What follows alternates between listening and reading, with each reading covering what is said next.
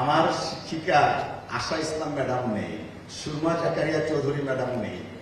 এখন তো ওনারা সামনে, আমি জানি না আমি কি বলবো। ছাত্র সবসময় ছাত্র। সৈয়দ আনোয়ার হোসেন স্যার তো আছেনই, আরো অনেকে আছেন যাদের ডিরেক্ট ছাত্র আমি। অতএব আমাদের যখন পড়তাম মুফাক্করুল ইসলাম স্যার ছিলেন, উনি বলতেন যে বাবারা খাতা আমি দেখে যাই, তোমাদের ভুল যেখানে সেখানে আমার কলমটা থামে। তো আমি আজকে ম্যাডাম স্যার যারা আছে, আমার বক্তব্যে আজকে আর ভুল করেন না, যতটুকু পারি আমি কথা বলবো আমার নবীন বন্ধুদের সামনে। আজকে এই মিলনায়তনে দাঁড়িয়ে আমার মনে হচ্ছে যে আমি সেই 1989-90 সেশনে ফিরে গেছি, যে সেশনে আমি এই ঢাকা বিশ্ববিদ্যালয়ে ভর্তি হয়েছিলাম। আমিও একদিন এই নবীন বন্ধু যারা আপনারা আছেন, আপনাদের মতো করিডোর দিয়ে যখন হাঁটতাম, তখন এক বুক প্রত্যাশা ছিল, সাথে ছিল শঙ্কা। কিন্তু এই বিভাগ, এই ক্যাম্পাস আমাকে যা শিখিয়েছে তা কেবল বই পরীক্ষার মধ্যে সীমাবদ্ধ ছিল না। শিখিয়েছে কিভাবে মানুষকে চিনতে হয়, কিভাবে সমাজকে চিনতে হয়, কিভাবে জাতি গঠনে তথা দেশ গড়ার সংকল্প নিয়ে কাজ করতে হয়। প্রিয় নবীন বন্ধুরা, আপনারা এমন একটি বিভাগে ভর্তি হয়েছে যা কেবল অতীতের ঘটনাবলী মুখস্থ করার জায়গা নয়। ইতিহাস মানে হলো একটি আয়না, যেখানে একটি জাতি নিজেকে চিনতে পারে। যে জাতি তার ইতিহাস জানে না, সে ভবিষ্যতের পথও সঠিকভাবে খুঁজে পায় না। আপনারা যখন এই বিভাগে পাঠ নিবেন, তখন আপনারা শিখবেন কিভাবে ঘটনার পিছনের ঘটনাকে টেনে আনতে হয়, কিভাবে যুক্তি দিয়ে বিশ্লেষণ দিয়ে আমাদের জীবনকে, আমাদের পেশাকে উদ্ভাসিত করতে হয়, আর কিভাবে নিরপেক্ষ দৃষ্টিতে সত্যকে চিনে নিতে হয়। এই দক্ষতা শুধু ইতিহাসবিদ হওয়ার জন্য নয়, জীবনের প্রতিটি ক্ষেত্রে, প্রতিটি সিদ্ধান্তে এই দক্ষতা কাজে লাগতে পারে।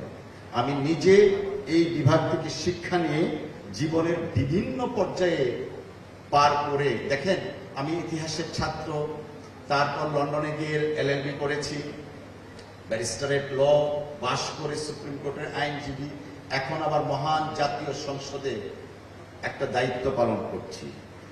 আমার এই যে কনফিডেন্স, আমার যে শিক্ষা, জীবনের এইটুকু অর্জন আমি মনে করি ইতিহাস বিভাগের কাছ থেকে আমার এই শিক্ষা এবং এই অর্জন।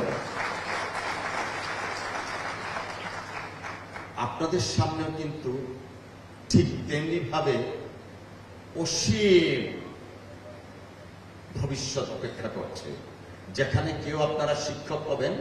অফকোর্স আমরা যখন ফার্স্ট ইয়ারে ভর্তি হয়েছি, যারা আমাদের শিক্ষক ছিলেন, আমরা সবাই প্রথম দিনে শিক্ষক হওয়ার জন্য হুমরিকে লাইব্রেরিতে পড়তাম, আসিফ মজুমদার সহ অনেক ঐতিহাসিকদের বই পড়তাম, ক্যাটালগ খুঁজে খুঁজে বের করতাম।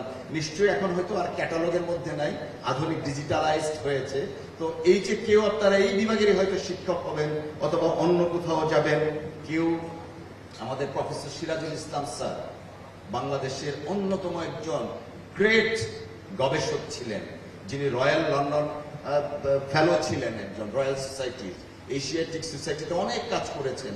বাংলাপিডিয়া থেকে অনেক কিছু গবেষণা লব্ধ আমরা আজকে পাঠ করছি বা আমরা দেখতে পাচ্ছি। ঠিক তেমনি ভাবে কেউ ভালো BCS দিয়ে প্রশাসক হবেন, কেউ কূটনীতিক হবেন, কেউ লেখক হবেন, সাংবাদিক হবেন, কিংবা কেউ অনেকে হয়তো রাষ্ট্রনায়ক আছে, সেই ভূমিকায় জাতির পথ প্রদর্শক হিসাবে আপনারা দাঁড়াতে পারবেন। আর সবকিছুর সঙ্গী হয়ে থাকবে কিন্তু আমাদের এই ইতিহাস বিভাগ। আমি একটা কথা শুধু বলতে চাই, আমাদের এই বিশ্ববিদ্যালয় জীবন শুধুমাত্র একটা সার্টিফিকেট অর্জনের জন্য নয়। এই প্রাচ্যের অক্সফোর্ড খ্যাত ঢাকা বিশ্ববিদ্যালয় সবসময় গণতন্ত্রের জন্য, আমাদের অধিকার রক্ষার জন্য দাঁড়িয়েছে।